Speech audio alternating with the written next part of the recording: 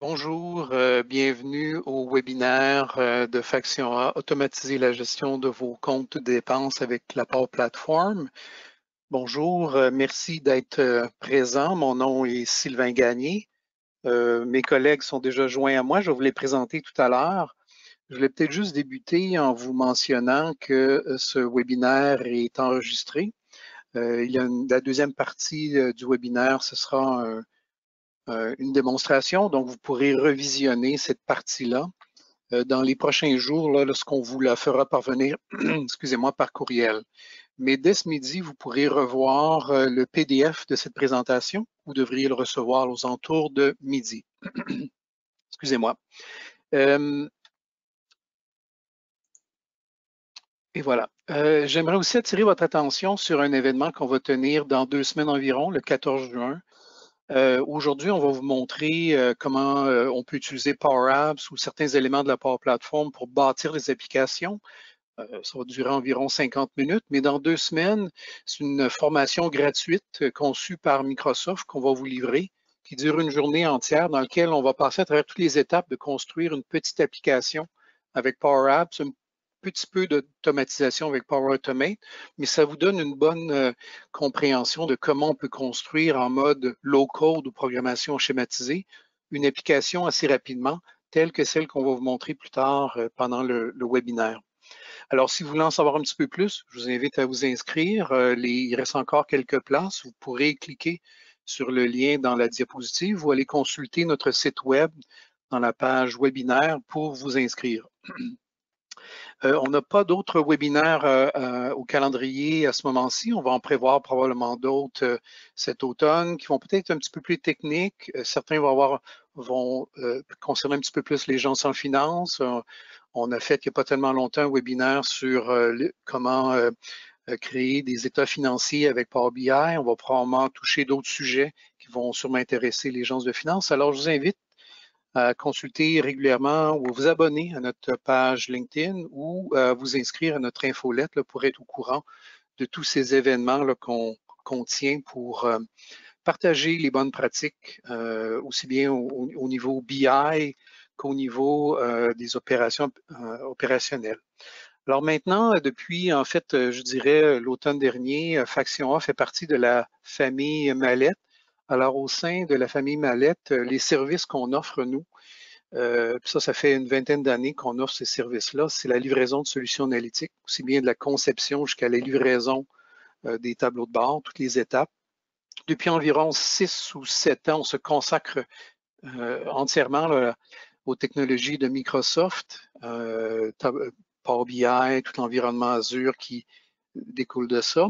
Mais on a une nouvelle pratique aussi depuis quelques années, puis c'est ce qui nous préoccupe aujourd'hui avec le webinaire qu'on va tenir, c'est la livraison d'applications opérationnelles pour automatiser des processus. Donc, encore une fois, de la conception jusqu'à la livraison, l'automatisation de ces processus-là. Puis, bien entendu, on offre des services gérés, donc on offre le support technique de ces applications-là, aussi bien analytiques qu'opérationnelles, qu'on livre chez nos clients. Alors, aujourd'hui, plus spécifiquement, ce qu'on va vouloir vous présenter, c'est l'importance d'automatiser les processus en général, mais plus spécifiquement aujourd'hui, la gestion des comptes de dépenses. On va aussi vous présenter comment tirer profit de la Power Platform pour justement automatiser ces processus-là, la collecte de données, la conciliation des données, et à travers une démonstration, vous démontrer comment on peut automatiser, c'est quoi les étapes requises là, pour gérer un exemple de comment on peut gérer plus efficacement la gestion des comptes de dépenses. Alors, pour ce faire, on revient à mes deux collègues qui sont sur webcam présentement. Alors, Simon Caron. Bonjour, Simon. Bonjour, Sylvain. Alors, Simon est directeur en service conseil en performance organisationnelle chez Mallette. C'est un comptable professionnel agréé. Donc, c'est lui qui va faire la partie un peu plus là, processus de gestion des comptes payables, des comptes, c'est ça, les comptes payables. Et Eric, mon collègue qui est directeur général chez Faction A, donc qui chapeaute toutes les pratiques que je vous ai montrées tout à l'heure, qui a une vingtaine d'années d'expérience, va faire la partie un petit peu plus démonstration de ce webinaire-ci. Alors, bonjour Éric. Bonjour Sylvain, bonjour tout le monde. Ça fait plaisir d'être ici avec vous. Alors, si on regarde l'agenda, peut-être qu'on va, messieurs, on va fermer nos webcams là, pour maximiser la bande passante et éliminer les distractions possibles. Alors, on peut fermer nos caméras. Alors, ce qu'on va faire aujourd'hui. Là, en fait, je fais juste te voir toi. Oui, je pense que j'ai plutôt fermé mon écran. Alors, ça, je suis revenu à la présentation. Excusez-moi. Alors, l'introduction que je suis en train de terminer, c'est ce qui débute ce webinaire. Simon va prendre le relais en nous parlant des problématiques et enjeux typiques dans la gestion des comptes de dépenses. Éric va prendre le relais et nous présenter un petit peu comment la Power Platform peut automatiser ou favoriser la transformation numérique des entreprises et à travers une démonstration, nous montrer concrètement comment on peut faire ça. Après une brève conclusion, on va avoir une période de questions. Alors, ce qui me permet de vous dire, si vous avez des questions en cours de route, utilisez la barre d'outils latérale de GoToWebinar, une section chat ou clavardage. Alors, soumettez vos questions, on va les mettre de côté et dans les dernières minutes du webinaire, on pourra répondre à certaines de ces questions, le temps permettant.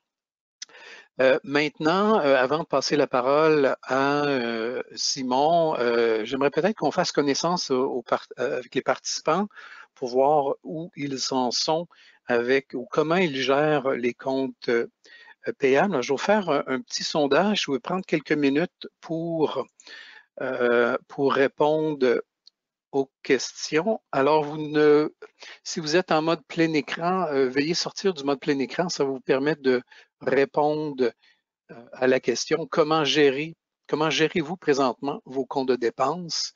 Alors, vous avez quelques options sur papier, par courriel, avec Excel, avec une application quelconque ou autrement si aucune de ces options-là correspond. Alors, je vois qu'il y a des réponses qui rentrent encore. On va prendre quelques minutes. Alors, comme je vous dis, merci de vous plier à cet exercice. Ça nous permet un peu de comprendre comment, dans quelle situation vous vous trouvez et peut-être un peu moduler légèrement notre présentation. Alors, je vois que les réponses sont stabilisées. Alors, je vais fermer le sondage et partager les réponses avec vous tous. Alors, on voit qu'il y a quand même 15% seulement des gens qui gèrent leur compte de dépenses avec une application. Donc, la vaste majorité, alors 85%, c'est un peu plus manuel. Donc, 5% sur papier, 10% sur courriel et la vaste majorité là, gère ces processus-là avec Excel. Alors, ça me donne une bonne idée, Simon, de l'auditoire qui sont au webinaire aujourd'hui, qui sont à la bonne place parce que c'est justement ce qu'on va présenter aujourd'hui. Alors, je vais te donner contrôle de l'écran pour que tu puisses poursuivre. Parfait. Alors, tu devrais avoir reçu un message pour « Je dois fermer le sondage par contre ». Alors, à toi, Simon. On voit ton fond d'écran. Parfait. Est-ce que là, c'est bien? Est-ce qu'on voit bien ma lettre? Oui, on voit bien ta première diapositive. Super. Mais bonjour, merci beaucoup Sylvain. Donc, avant de débuter, dans le fond, comme Sylvain me présenté, là, mon nom c'est Simon Caron. Je suis directeur en service conseil chez Mallette. Donc, avant de débuter toute chose, là, je voulais peut-être commencer par présenter Mallette. Je sais que c'est peut-être pas n'importe tout le monde ici qui connaît Mallette. Donc, qui sommes-nous? Mallette, on est le plus grand cabinet comptable 100% d'appartenance québécoise, offrant la plus grande gamme de services à la PME. Donc, c'est vraiment comme ça qu'on se définit. Nous, notre ligne de service, c'est beaucoup la PME. Et maintenant, Mallette, quand on dit quand même le plus grand cabinet comptable, c'est qu'on est maintenant à plus de 1400 talents partout à travers la province. Donc, 130 associés et maintenant plus de 34 bureaux, plus précisément là, au niveau de Québec-Mauricie, l'Est du Québec, Saguenay-Lac-Saint-Jean, Grand Montréal, et depuis maintenant seulement septembre, là, nous sommes maintenant rendus sur l'île de Montréal.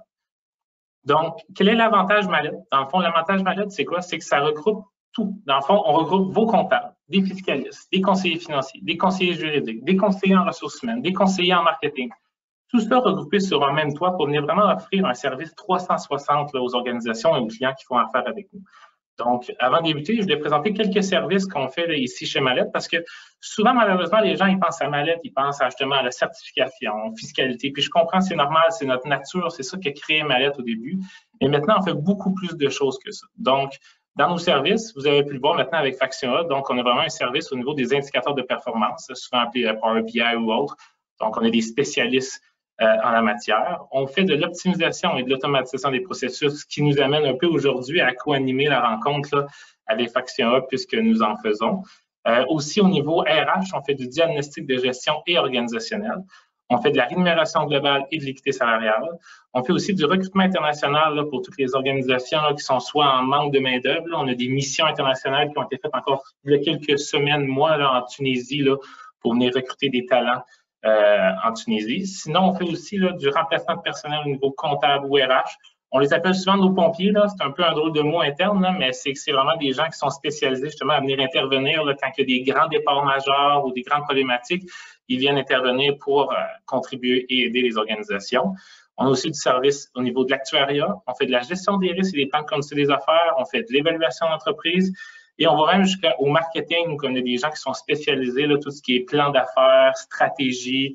Donc, vraiment, là, c'est quand même un mot à retenir là, au niveau de Mallette aujourd'hui, c'est que Mallette, là, si on pense à un service, il y a de fortes chances qu'on l'offre et on est spécialisé là, dans la PME ici au Québec.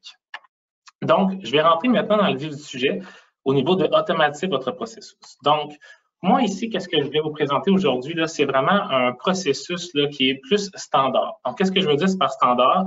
C'est que la présentation d'aujourd'hui, on l'a montée en collaboration avec Factura en développant un outil là, qui est un exemple d'outil qui pourrait exister. Ce n'est pas un produit fixe. Donc, le processus qu'on a monté, c'est un processus qu'on juge qui, au niveau d'une organisation, qui est un processus de base qui pourrait être appliqué. Donc, il se divise en 4 étapes principales au niveau de déclarer, concilier, approuver et comptabiliser. Donc, je vais tout vous détailler là, tranquillement l'ensemble de ces 4 processus-là. Et à chaque fois, je vais vous dire un peu qu'est-ce qu'on va retrouver dans l'application et qu'est-ce que l'application va vous apporter là, justement là, en plus-value. Pourquoi justement faire une certaine migration là, ou payer pour une application de ce genre ou en développer une.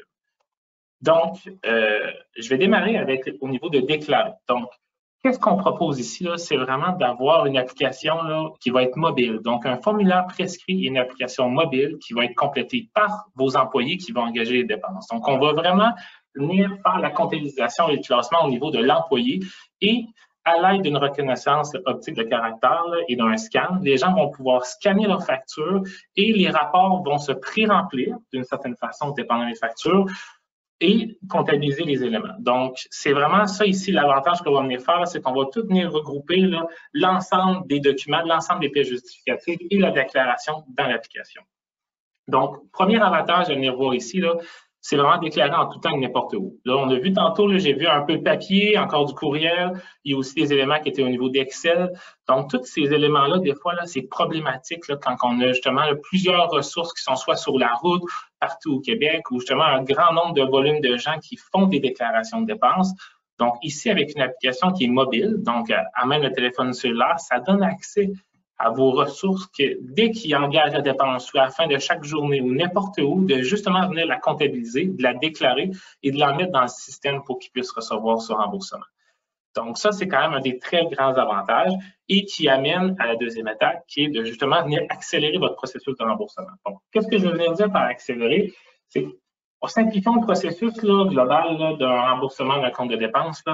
On a la première étape que justement, c'est le déclarer. On a la deuxième étape, c'est l'approbation et les vérifications. Puis on a la troisième étape, c'est le déclenchement du paiement. Bon, oui, on peut optimiser le paiement. Oui, on peut optimiser l'approbation. Mais souvent, ce qu'on se rend compte, c'est que dans le niveau de déclarer, la date entre la date de la facture et la date de déclaration est souvent très longue. Ce qui occasionne quoi des fois, c'est que justement, c'est que ça prend beaucoup de temps avant que la dépense soit remboursée à nos employés qui l'ont engagé et qu'ils doivent assumer pendant une longue période de temps des dépenses au nom de l'organisation. Donc, en ayant une application qui est mobile, qui nous permet de faire ça n'importe quand, ça va venir justement nous permettre de réduire ce premier processus-là au niveau justement de la déclaration et un peu de venir s'assurer que nos gens, on les rembourse le plus rapidement possible pour qu'ils soient le plus satisfaits possible. Donc, c'est vraiment ici un avantage pour venir réduire considérablement notre processus. Aussi, bon, Les comptables, ils savent, là, finir les piles de factures, là.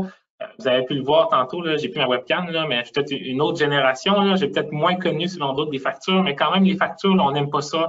Les nouvelles générations n'aiment pas ça, c'est lourd dans les organisations, puis on veut justement tout aller vers là, sans papier. Là, on est tanné d'avoir du papier, puis gérer le papier. Mais encore une fois, là, la problématique, quand on n'a des fois pas des outils qui ont été développés, c'est que les factures papier, c'est encore des pièces justificatives qui naviguent, qui circulent dans les organisations, puis c'est compliqué. Pourquoi c'est compliqué?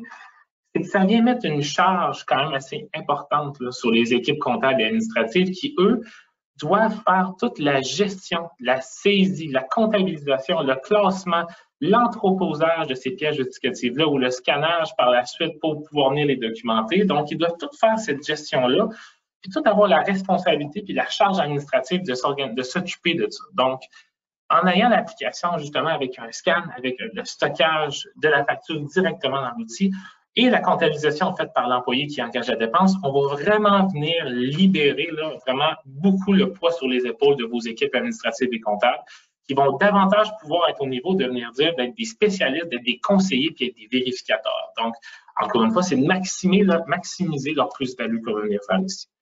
Sinon, l'étape numéro 5, c'est on va venir réduire les formulaires erronés incomplets. Bon, encore une fois, les Excel. Qu'est-ce qui est le désavantage avec un Excel? C'est qu'en Excel, oui, on peut bloquer des champs, mettre des champs un peu obligatoires, mais pas vraiment. Dans le fond, on a une problématique où les gens, l'humain étant l'humain, quand ils se questionnent, qu'est-ce qu'on fait? Est-ce que je dois le remplir? Je ne sais pas trop quoi remplir. Tel type de facture, est-ce que cette case-là doit être remplie?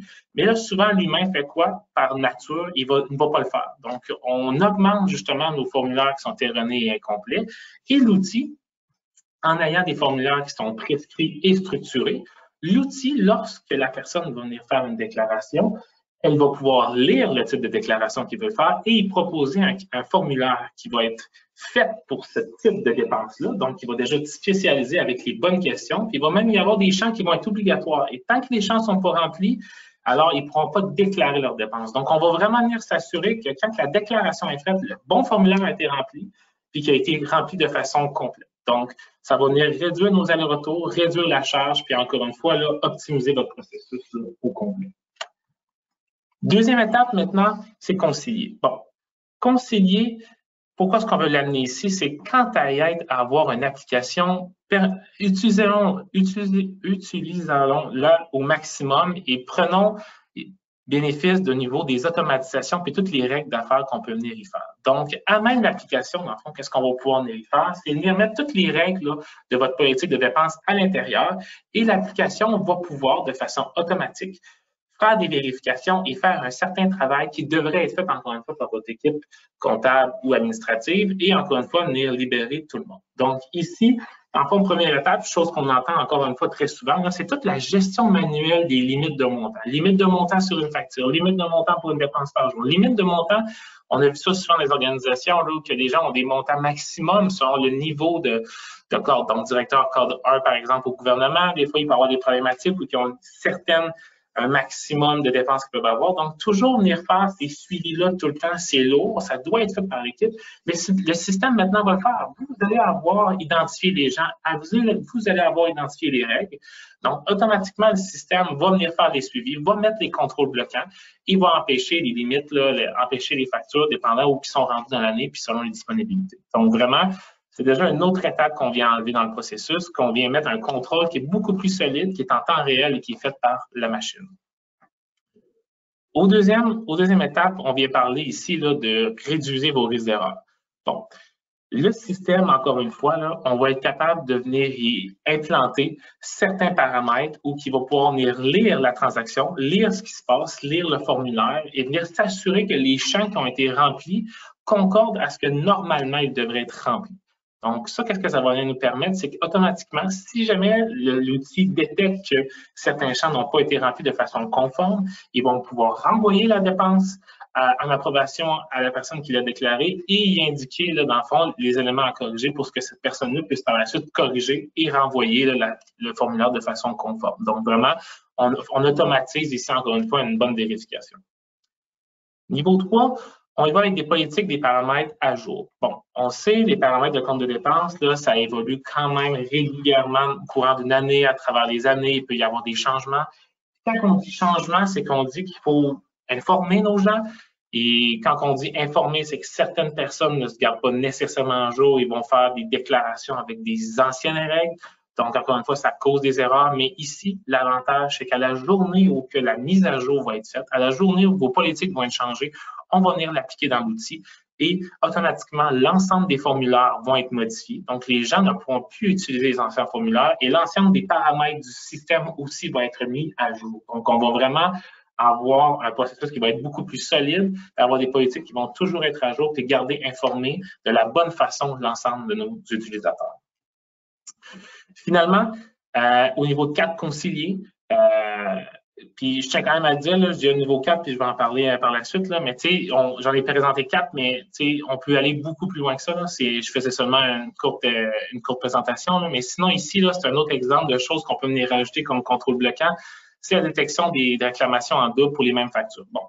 Encore une fois, je vais parler de l'humain.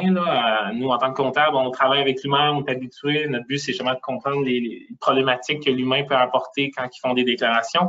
Et dans la nature humaine, quand on se questionne à savoir est-ce que j'ai réclamé cette dépense-là, souvent le réflexe premier, c'est quoi? C'est qu'on va la déclarer. On va la réclamer une seconde fois. Donc, on se questionne, on va la réclamer. Bon. Au niveau de l'approbateur, est-ce qu'il est capable d'avoir un bon flux de justement toutes les factures qui sont rentrées? Est-ce qu'il y a une vérification d'être certain que les factures n'ont pas déjà été réclamées et faites? Des fois, quand les processus sont plus manuels, c'est soit lourd, mais aussi des fois peut-être compliqué et des fois, ça peut passer à travers les filets. Mais ici, dans le fond, le système, il va regarder tout l'historique des transactions puis des factures qui est réclamée par personne. Donc, le système va être capable de venir lire le numéro de la facture et venir vérifier si cette facture-là n'a pas été réclamée. Elle ne va pas automatiquement le bloquer. Par contre, elle va vous l'identifier et elle va l'indiquer à l'approbateur et à l'équipe comptable qui va devoir l'approuver par la suite. Donc, automatiquement, vous allez être informé que ça se peut que cette facture-là a déjà été réclamée et vous allez pouvoir cibler vos efforts vers la bonne place. À la troisième étape, on y va au niveau là, de l'approbation. Donc, l'approbation, c'est qu'on va venir centraliser l'approbation à même l'outil, à l'intérieur de l'outil. Donc, les approbateurs vont pouvoir venir y apposer les approbations sur les réclamations et on va pouvoir venir définir l'ensemble des rôles et responsabilités de l'ensemble des intervenants dans l'organisation pour venir mettre tous les paramètres à jour. Donc, ici, quels vont être nos avantages qu'on va y avoir? C'est qu'on va pouvoir profiter d'un système d'approbation à niveau multiple. Donc, automatiquement, dans l'organisation, dépendant de la dépense, l'ensemble des approbateurs qui peuvent approuver ce type de facture-là vont être informés. Donc, ça va venir optimiser l'approbation, optimiser le processus, mais aussi venir nous assurer que c'est la bonne personne. Et ça nous ramène, dans le fond, à l'avantage numéro 2, qui, quant à moi, est un des plus grands avantages ici, c'est d'automatiser justement l'attribution de l'approbation. Des fois, là, on s'en rend compte quand on va dans les organisations, là, ça peut paraître simple des comptes de dépenses, mais des fois, il y en a qui sont complexes. Ils ont des barèmes. 0 à 500 $, c'est ton supérieur immédiat. Plus que 500 $, c'est une autre personne. En 1500 $, des fois, c'est encore une fois un autre niveau. Et même des fois, quand tu es en bas de 500 $ sur une certaine type de dépense, ça ne sera pas la même personne entre ton 0 et ton 500 $. Ça peut toujours dépendre, ça dépend des organisations. Cette charge-là est quand même lourde à suivre, autant au niveau des employés qui le déclarent, mais autant au niveau des approbateurs et des équipes là, administratives et comptables qui doivent venir gérer que justement que ça a été la bonne personne qui a approuvé. Est-ce que ça a été attribué à la bonne personne encore une fois ou faire excusez-moi du terme, mais le dispatch à travers l'organisation? Donc ici, l'avantage de l'outil, c'est que vu que l'ensemble des rôles et responsabilités et l'ensemble des intervenants de l'organisation vont s'y retrouver, l'employé, lorsqu'il va faire sa déclaration, il va juste avoir à déclarer, la classer, déclarer le montant et l'envoyer. Le système va automatiquement, dépendant de l'ensemble des règles et paramètres de où est-ce que cette personne-là se trouve dans votre organisation, va attribuer l'approbation à la bonne personne. Donc, on va tout venir éliminer ces éléments-là à faire. Au niveau aussi 3, dans le fond, on parle de réduire les coûts des communications par courriel, les allers-retours, les éparpillements. Mais encore une fois, là, je voyais tantôt quand même, il y avait beaucoup d'Excel, il y avait aussi des courriels. Donc ici, quand il y a des modifications qui font par la suite, il y a des communications qui sont faites par courriel pour que des ajustements soient faits, des allers-retours, des pièces justificatives, il y a des risques qui s'éparpillent à travers les courriels ou que la bonne version soit pas celle qui va être utilisée. L'avantage qu'un outil comme on propose ici, là, à titre d'exemple, dans notre processus, c'est que quand l'approbateur vient faire la vérification, il peut justement venir approuver ou refuser la facture et y appliquer un commentaire. Donc, s'il refuse la facture, il va pouvoir y indiquer un commentaire et automatiquement, ça va revenir dans les mains, dans le fond, de l'employé, ou que si jamais c'est qu'il y a eu une erreur, mais à même le système, il va pouvoir dire, bon, voici ton erreur, corrige-la et renvoie-moi-la en autorisation. Donc, plus de communication par courriel, tout va être centralisé toujours dans l'outil, tout va être documenté dans l'outil, puis ça aussi, c'est très important. Aussi, en tant qu'approbateur, vous allez être notifié et vous allez pouvoir cumuler en même outil, dans même votre fenêtre d'utilisateur, tous les comptes de dépenses à approuver. Donc, ça va être beaucoup plus simple pour vous par la suite à justement savoir qu'est-ce que vous avez approuvé. Puis surtout, dans le monde où on reçoit là, des courriels, des approbations, on en reçoit plein, là, ça roule. Des fois, il peut y avoir des oublis. Donc, en ayant une fenêtre qui va tout centraliser ces éléments-là, ça va être beaucoup plus simple. Finalement, on va venir réduire les risques de fraude et d'erreur grâce aux alertes d'exception.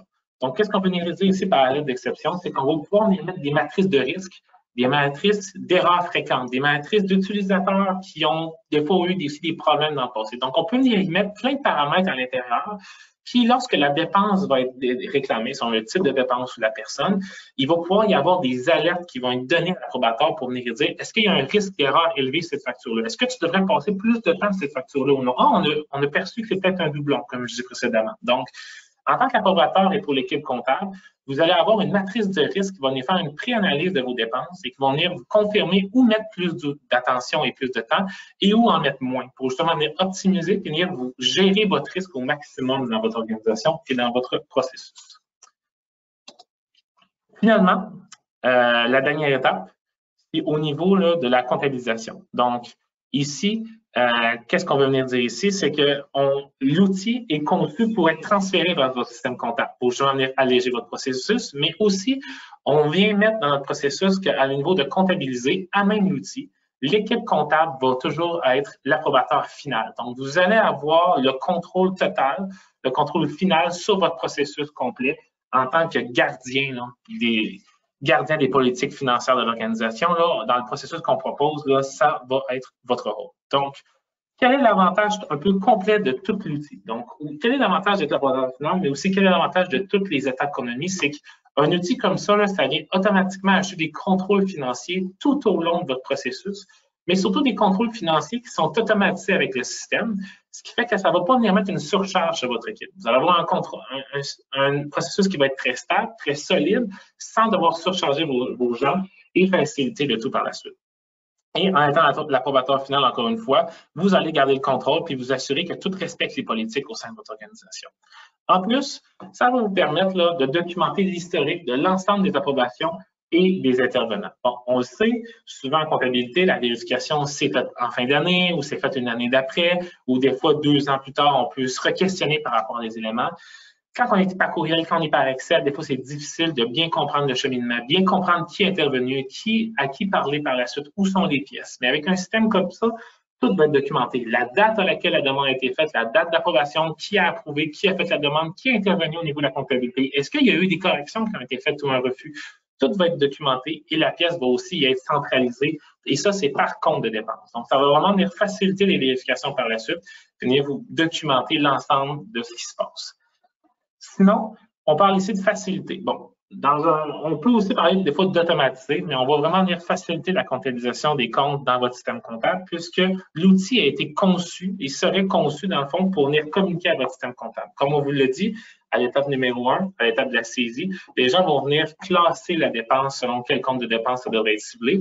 Donc, à cette étape-ci, par la suite, en tant que comptable, vous allez venir faire la vérification et quand on va venir faire une extraction, l'extraction va être conçue pour déjà se convertir dans les comptes de grand livre de votre organisation pour venir importer cette extraction-là dans votre système comptable et que la comptabilisation soit automatisée. Et même, dépendant des systèmes utilisés, les deux systèmes là, pourraient se parler là, directement et que la comptabilisation soit automatisée et se déverse directement dans le système comptable.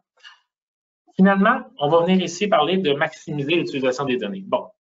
Depuis le début, je parle de contrôle, je parle plein d'éléments, les processus sont plus solides. Ici, au niveau des données, les données, c'est une valeur très importante des organisations et en ayant des fois des Excel ou d'autres éléments comme ça, on n'a pas accès justement à comprendre la donnée et à pouvoir venir l'évaluer. Mais là, ici, vu que c'est un outil puis c'est dans Power Apps, tout va se traduire en données. Donc, ça va être beaucoup plus facile pour vous pour justement extraire les données, venir les interpréter, voir les tendances, qui sont les utilisateurs, suivre vos budgets. Donc, tous ces éléments-là, ça va vraiment vous permettre de garder un bon contrôle en temps réel tout au long de votre processus, tout au long de l'année, en maximisant ces éléments-là et même vous aider par la suite à la meilleure prise de décision. Ça fait le tour pour moi. J'espère quand même vous avoir bien éclairé là, sur comment est-ce qu'on voit ça au niveau du processus. Là. Je vais maintenant passer là, la parole là, à mon collègue Éric. Éric, tu devrais avoir reçu. Oui, je te remercie. Je vais vous demander un petit peu de temps. Là. Je ne suis pas un millénial, donc la gestion de multi-écran est plus difficile pour moi. Je vais juste me structurer un petit peu.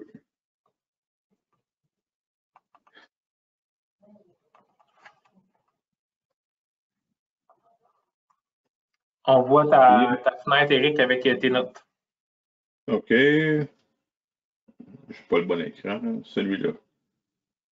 Est-ce que vous voyez mon écran maintenant? Oui, c'est bon, Éric. La présentation? OK. Donc, avant de tomber là, dans la démonstration, je pense que c'est important un petit peu de mettre en contexte l'importance de la transformation numérique pour les entreprises. On s'entend aujourd'hui, on fait un webinaire qui a pour sujet là, l'automatisation des comptes de dépenses, la gestion des comptes de dépenses.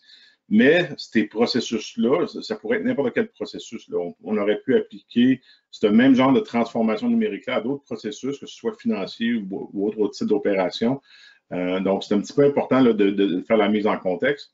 Puis, je vais aussi prendre quelques minutes pour vous présenter la plateforme que nous avons utilisée pour monter la démonstration. C'est une plateforme qui est possiblement déjà disponible dans votre entreprise. Donc, c'est quelque chose à considérer quand même. Donc, on est tous conscients, là, les utilisateurs d'affaires, ils ont plusieurs besoins, ils ont plusieurs problématiques qui pourraient être adressées avec des solutions applicatives. Puis, la raison pourquoi, ben, c'est ça, comme Simon le mentionnait, au cours des années, là, les différentes entreprises là, collectent énormément de données, que ce soit au niveau des comptes de dépenses, peu importe le processus, mais on a de la difficulté à les exploiter. Donc, on se retrouve avec une mine d'informations qui réside entre nos murs, mais on n'est pas capable d'utiliser ces informations-là pour faire une bonne prise de décision. Donc, la numérisation, la transformation numérique des entreprises, c'est un petit peu ça aussi. C'est de permettre l'accès à ces informations-là qui dorment présentement dans vos bases de données ou dans vos différents systèmes. Il y a aussi une réalité qui est de plus en plus, on peut vivre de plus en plus. Et Simon en a dressé un petit mot tantôt, là, mais c'est vraiment l'entrée en force là, de tout ce qui est la capacité d'être mobile. On a été habitué par le passé à travailler avec des applications qui roulaient sur nos ordinateurs personnels, mais de plus en plus, il y a un grand besoin de mobilité.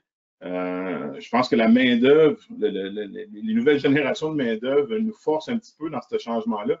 Donc, c'est important aussi d'avoir une plateforme et de mettre des solutions qui sont accessibles de n'importe où, en fait.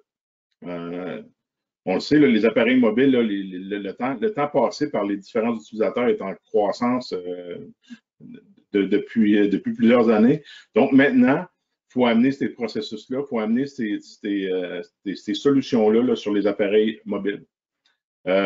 Évidemment, il y a un coût associé à ça. De développer des applications, souvent, on voit ça comme quelque chose de dispendieux. Mais dans les faits, il y a quand même une bonne étude à faire là, sur le coût d'une telle application puis la valeur ajoutée à l'entreprise. Puis au final, ben, c'est ça, c'est juste de dire que les utilisateurs, ben, ils doivent faire partie du processus décisionnel pour pouvoir mettre en œuvre ce type de solution.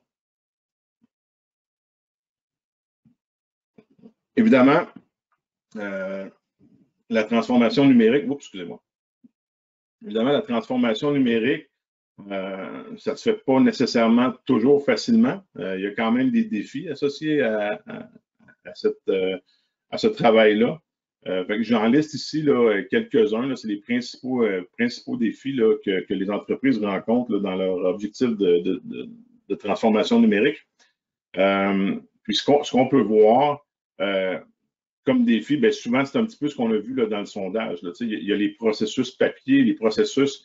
On est encore à l'ère de données qui sont décentralisées. Donc, juste de consolider cette information-là, c'est quand même un défi assez important. Évidemment, on en a parlé un petit peu, mais il n'y a pas non plus d'accès à l'ensemble des informations de l'entreprise. Donc, on n'a pas d'intégration décisionnelle. C'est difficile de mesurer nos performances en tant qu'entreprise. Donc, c'est un petit peu ces genres de défis-là qu'on va rencontrer là, pour la transformation numérique. Comme Sylvain l'a mentionné au début du webinaire, nous, Faction A, on est une entreprise qui a un focus purement Microsoft au niveau technologie. Puis je ne veux pas tomber non plus là, dans la technologie avancée, ce n'est pas l'objectif du webinaire, mais je pense que ça vaut quand même la peine de s'arrêter et de regarder un petit peu l'offre Microsoft qui est disponible dans la plupart des entreprises québécoises, là, déjà avec vos différents services que vous utilisez. Vous avez accès possiblement à ces outils-là. Donc, quand on parle de la Power Platform chez nous, bien, on parle de Power Apps. C'est l'application que je vais vous démontrer tout à l'heure, la démo que je vais faire. On parle aussi de Power Automate, qui est notre outil d'automatisation. Vous allez comprendre, on en a fait quelques exemples dans la démo pour que vous puissiez comprendre quand on parle d'automatisation, c'est quoi exactement. Et évidemment, il y a Power BI qui logiquement est connu de plus en plus là, dans le marché pour être un outil analytique là, de haut niveau. Donc, la Power Platform en soi, c'est l'ensemble de ces trois produits-là. Okay? Je vais y aller avec cette slide-là ici qui les positionne un petit peu différemment. Mais ce qu'il faut comprendre dans cette excusez-moi, l'anglicisme, mais dans cette slide-là, c'est vraiment que les entreprises qui utilisent déjà Office 365 ont déjà accès à ces différentes plateformes là dans leur entreprise. Puis c'est juste une question de les mettre en œuvre puis de travailler avec elles.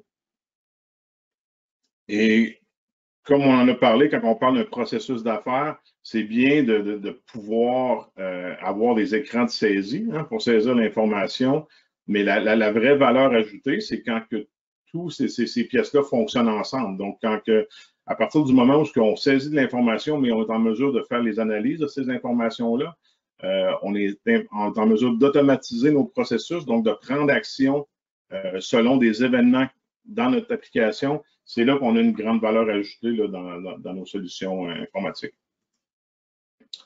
Bon, écoute, cette slide-là, je voulais la mettre quand même parce que c'est quand même vrai. On a vécu là, dans les dernières années, là, avec la fameuse pandémie, de grands changements au niveau de notre façon de vivre et de notre façon de travailler. Okay?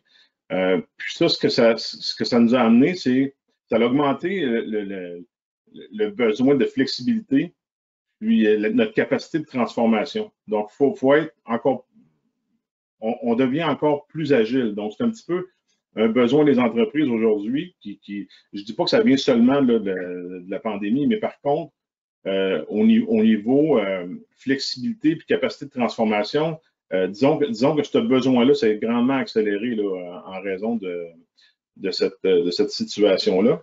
Donc, qu'est-ce qu'on a dû faire durant la pandémie? Évidemment, on a dû ajuster nos processus opérationnels.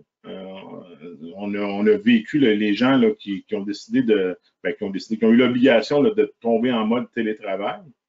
Puis, ce qu'on se rend compte aujourd'hui, c'est qu'il y a beaucoup de ces gens-là qui sont allés en mode télétravail qui reviendront peut-être pas là, à temps plein dans l'entreprise. Donc, c'est tout ce genre de choses-là qu'il faut penser, puis pourquoi on a besoin de mettre en œuvre la transformation numérique rapidement. Voici là, une slide là, qui présente un petit peu là, les changements clés là, avec certaines statistiques. Là, je passerai pas énormément de temps sur cette slide-là, mais on se rend compte quand même que ces éléments clés-là, on les vit encore. La pandémie a beau être du passé, là, mais c'est encore très à propos. Donc, ce sont les principales raisons là, pourquoi que les entreprises revoient un petit peu leur processus opérationnel. Bon, deuxième challenge pour moi, je vais tomber en mode démonstration, puis encore une fois, je vais demander votre... je vais juste arrêter le partage. Est-ce que j'ai arrêté le partage présentement? Non, pas encore. Okay. Je vais y aller autrement d'abord. Donc, est-ce que vous voyez l'application en soi? Moi, je suis encore sur démonstration, Eric. OK, excusez-moi.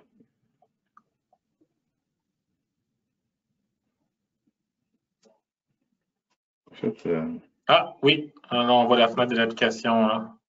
OK.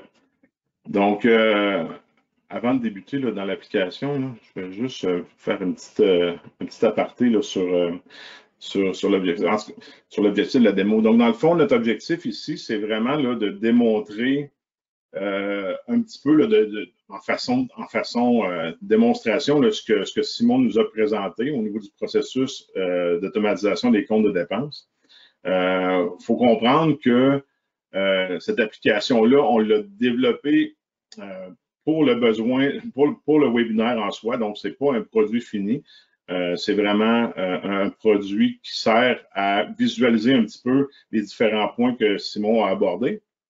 Il faut comprendre que cette approche-là, la raison pourquoi ce n'est pas un produit fini, là, en fait, c'est qu'il y a tellement de variables et d'approches différentes en entreprise que, évidemment, là, ça aurait été difficile de faire une application qui remplit toutes les variables et tous les paramètres des entreprises au Québec.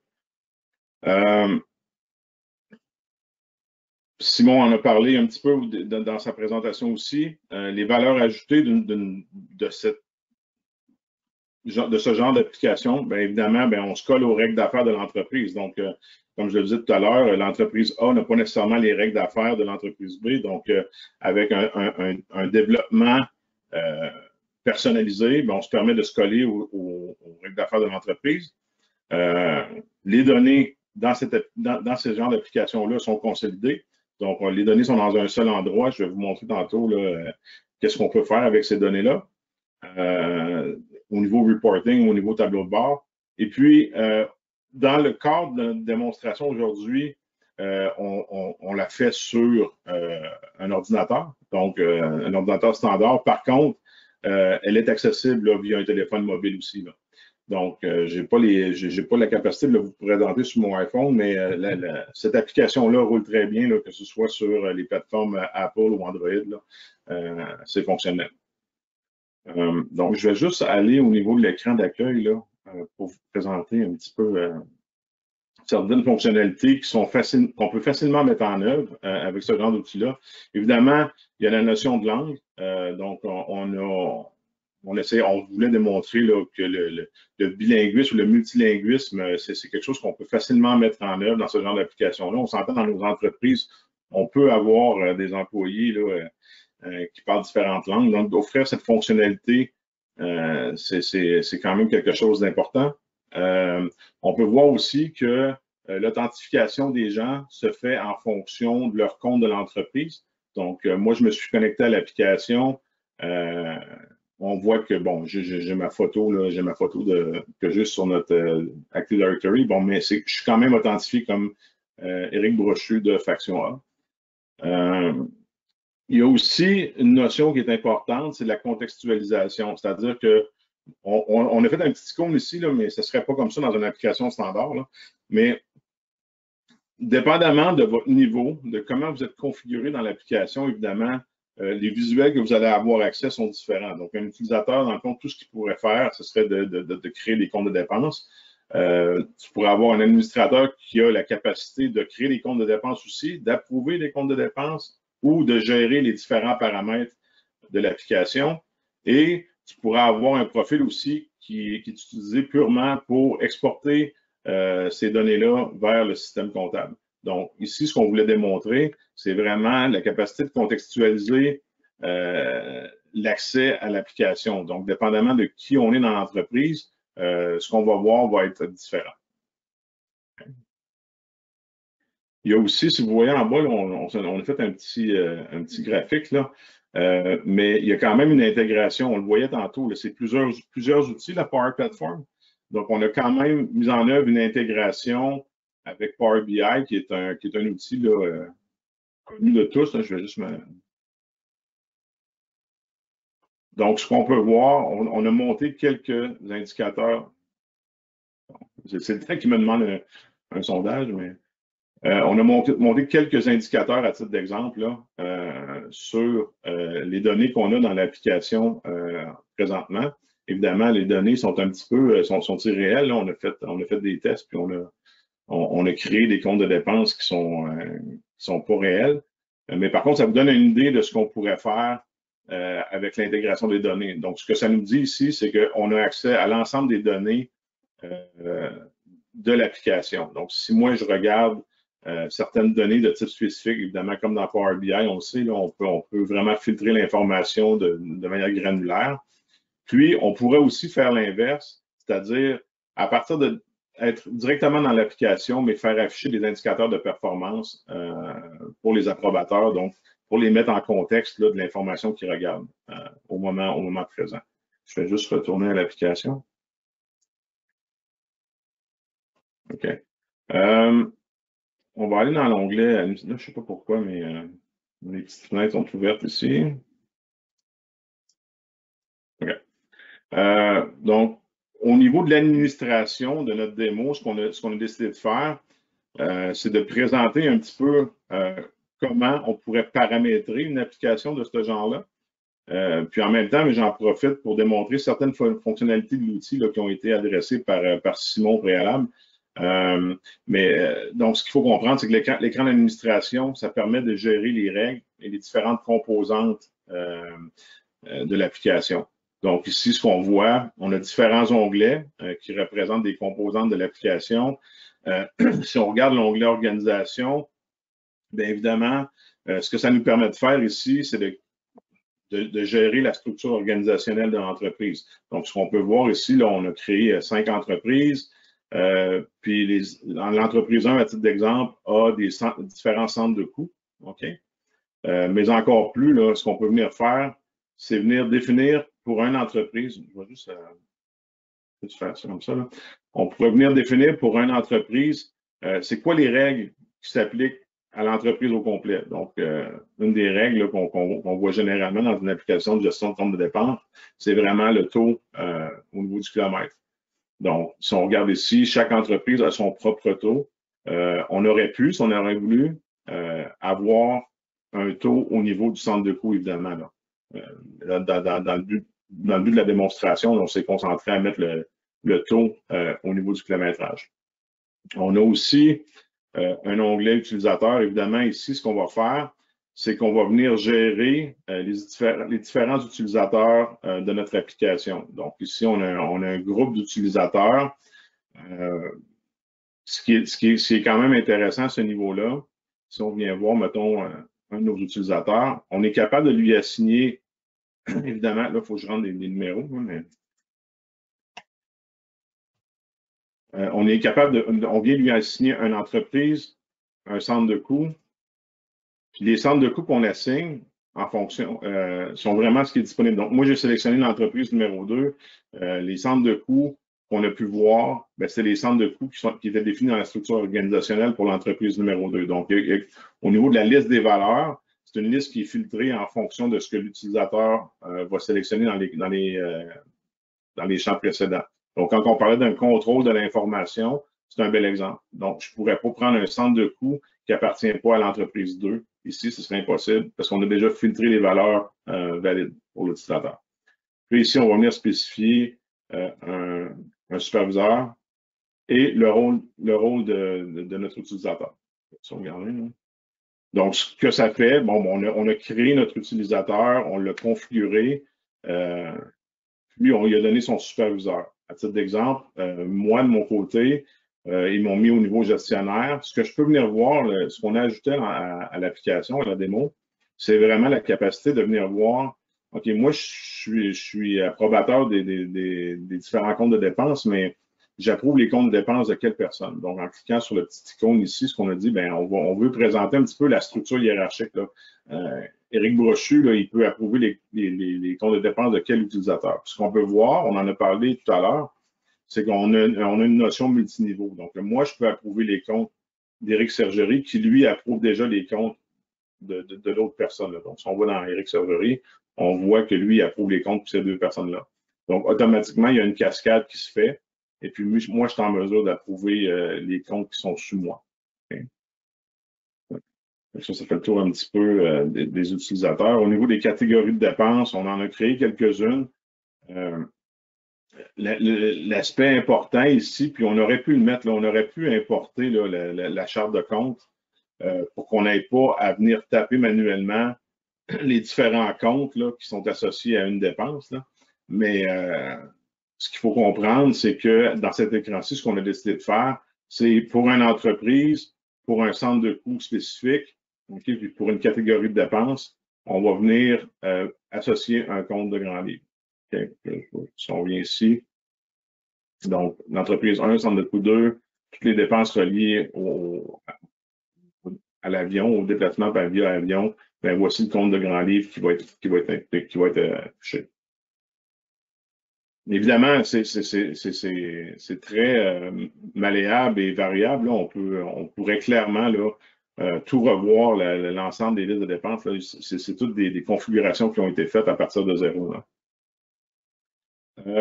La notion de rôle, pourquoi? C'est quand même assez simple. C'est de gérer les rôles dans l'application, mais ce qui est important, puis on en a parlé tout à l'heure, il y a quand même certaines limites à différents rôles dans l'entreprise. Donc, un per diem, mettons, pour un utilisateur standard est peut-être différent du per diem pour un gestionnaire.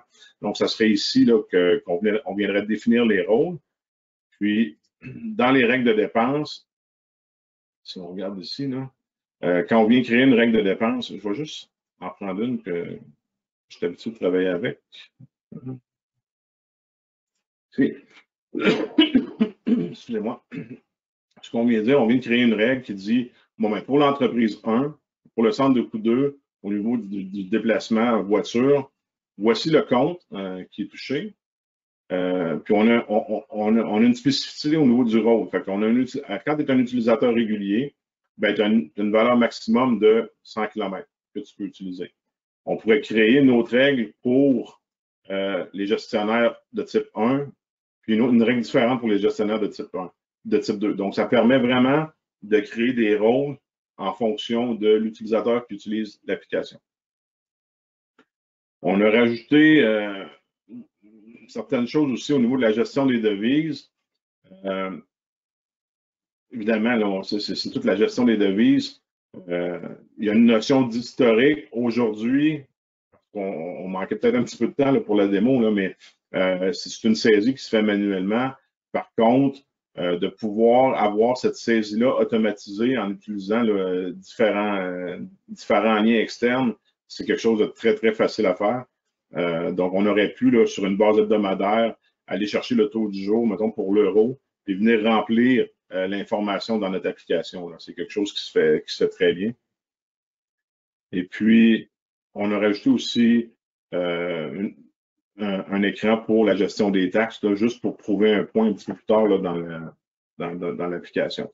Donc, en gros, pour la démo, ça, c'est les composantes qu'on a créées pour être en mesure là, de démontrer certains des points adressés par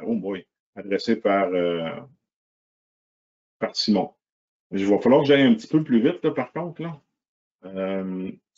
Pour ce qui est, là, je vais me connecter comme un autre utilisateur, je n'ai pas le choix. Là. Okay. Je me suis connecté comme un utilisateur, il ne s'appelle pas Demi, là, mais c'est le nom qu'on l'a rebaptisé. Là. Mais dans le fond, ça, c'est un utilisateur standard qui se connecte à notre application. Donc, lui, la seule option qu'il y aurait, ce serait de créer des comptes de dépenses. Donc, on pourrait facilement venir dans l'application, venir créer notre compte de dépenses, donc je vais l'appeler, Évidemment, mon utilisateur standard, il travaille pour l'entreprise 1, puis il est associé au centre de coût 1 ou 2. OK? Je pourrais venir créer, mettons, mon compte de dépenses pour mai 2023-2. OK? Donc, j'ai créé mon compte de dépenses ici, mai 2023-2. Puis là, ce qu'il faut que je vienne faire, c'est venir ajouter de l'information à ce compte de dépenses-là. Donc, c'est quoi les lignes qui sont dans ce compte de dépenses-là? Donc, je pourrais venir ajouter une ligne. Je vais ajouter une ligne repas à titre d'exemple. Paiement personnel en dollars canadiens. Je vais vous montrer l'OCR après, là, le scanner de recul. Mais là, ici, je pourrais venir mettre 50 $ avec un pourboire de 10 $. Configurer ma taxe, ça pourrait être automatique, évidemment. On pourrait associer un code de taxe par défaut selon l'utilisateur. Donc, puis on pourrait aussi spécifier que les taxes sont incluses ou non. Donc ici, je vais juste mettre Québec. Là. Sauvegarder. Donc, on voit, il a créé la ligne dans le compte de dépenses. On pourrait aussi, puis là, je vais vous montrer l'OCR. On pourrait venir aussi scanner une facture. Donc, évidemment, ce ne sera pas une facture très repas. Là. Mais ici, ce que j'ai fait, c'est que je suis venu scanner l'image d'une facture. OK? Je veux juste vous montrer un petit peu l'intelligence artificielle qu'on a mis dans l'application. A été capable de venir déterminer différents champs dans notre facture. Donc, on les voit ici en bleu. OK? Puis, ce qu'elle a fait à partir de là, c'est qu'elle a été capable de venir remplir les champs de notre ligne de dépenses. Donc, ici, là, si je fais sauvegarder, ce qu'on va voir, ça, j'ai ici, là. Donc, on l'a vu, moi, j'ai pas mis en bleu, on ne les a pas fait afficher. Mais au niveau de la dépense, ça a été en mesure de venir chercher le nom du fournisseur, les dates, les montants. Donc, il y a quand même quelque chose d'intéressant à faire au niveau du scan de facture. Puis, je vais vous montrer juste aussi une autre chose. Ah non, là, je l'ai publié. Donc, j'ai créé sur l'onglet pour le publier. Moi, dans mon cas, moi, je considère que mon compte de dépenses est terminé. Donc, je l'ai envoyé. Je ne sais pas si vous avez vu, là, mais il y avait une petite flèche vers la droite pour envoyer le compte de dépenses pour approbation. Puis à partir de ce moment-là, ce qui arriverait, c'est que l'approbateur, qui est moi, OK, pourrait venir ici, dans ses approbations, puis voir les comptes de dépenses à approuver. Donc ici, j'ai mon compte de dépenses que je viens de faire. On voit qu'il est en attente. Comme approbateur, je suis en mesure de venir voir les différentes lignes, mais non seulement je suis en mesure de venir voir les différentes lignes, mais je suis en mesure de venir voir aussi les pièces justificatives qui ont été importées par l'utilisateur. Okay? Puis une fois que j'ai cette information-là, je suis en mesure de prendre une décision éclairée. Je peux sélectionner le compte de dépenses, puis soit venir l'approuver ou le refuser. Donc, si je le refuse ici, il y a moyen de mettre un commentaire comme de quoi on refuse la dépense parce que ça transgresse une règle. Puis, automatiquement, cette dépense-là va être renvoyée à l'utilisateur. Okay? Mais on peut aussi sélectionner l'approbation. Donc, moi, j'approuve cette dépense-là de mon employé. Donc, la dépense a été approuvée, le statut a changé ici. Si on retourne, puis je vais juste changer mon profil là. Si on retourne un petit peu à ce qu'on disait tout à l'heure, à partir du moment où ça a été approuvé, bien évidemment, il reste la partie comptable qui serait d'exporter cette information-là. Donc, en rentrant, mettons que je suis quelqu'un de l'équipe comptable, j'ai mes différents comptes de dépenses que j'ai vus dans le mois ou dans la semaine. Je peux venir les sélectionner. Évidemment, je peux faire des sélections multiples.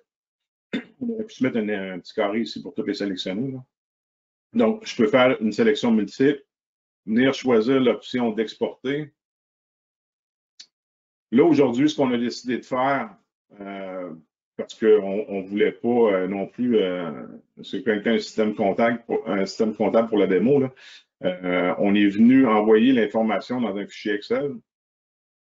Donc, ce qu'on pourrait voir dans le fichier Excel, c'est l'export qu'on a fait. Donc, on verrait là les différents comptes de dépenses qui ont été approuvés avec les valeurs, puis évidemment à quel compte la dépense devrait être affectée.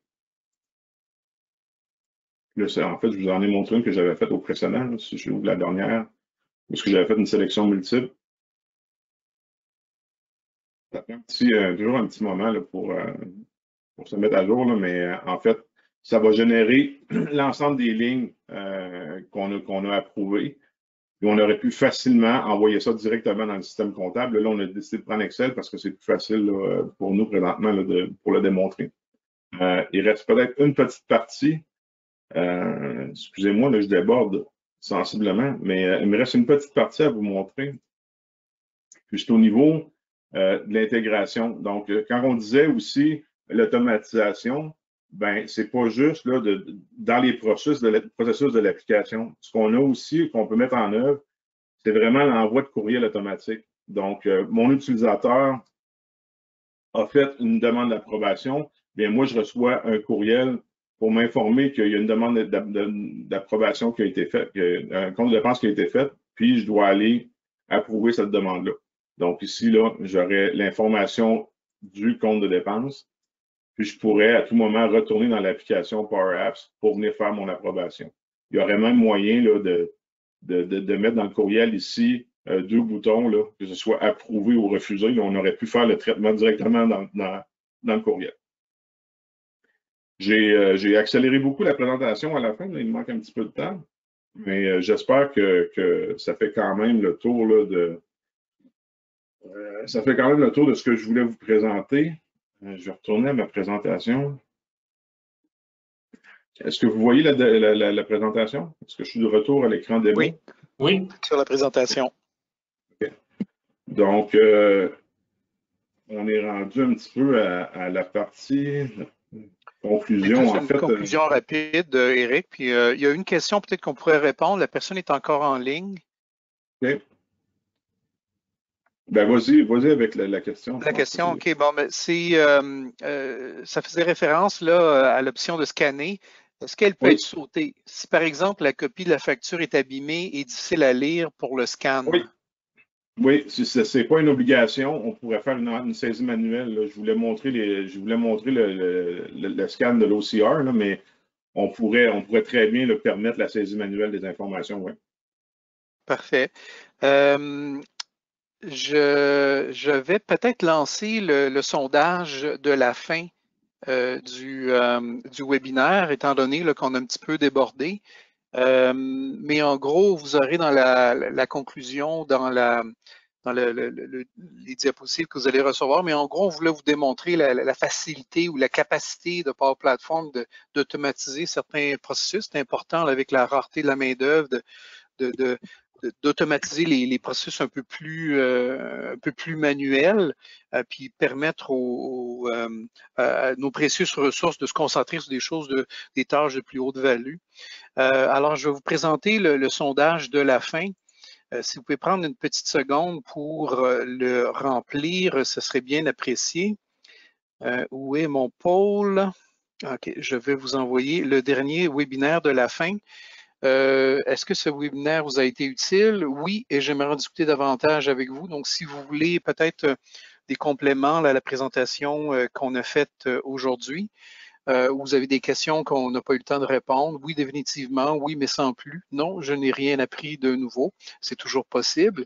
Alors, merci beaucoup pour votre présence. Je sais que certains d'entre vous ont dû quitter un petit peu plus tôt. On a débordé un peu, mais c'est un sujet qu'on pourrait discuter longuement.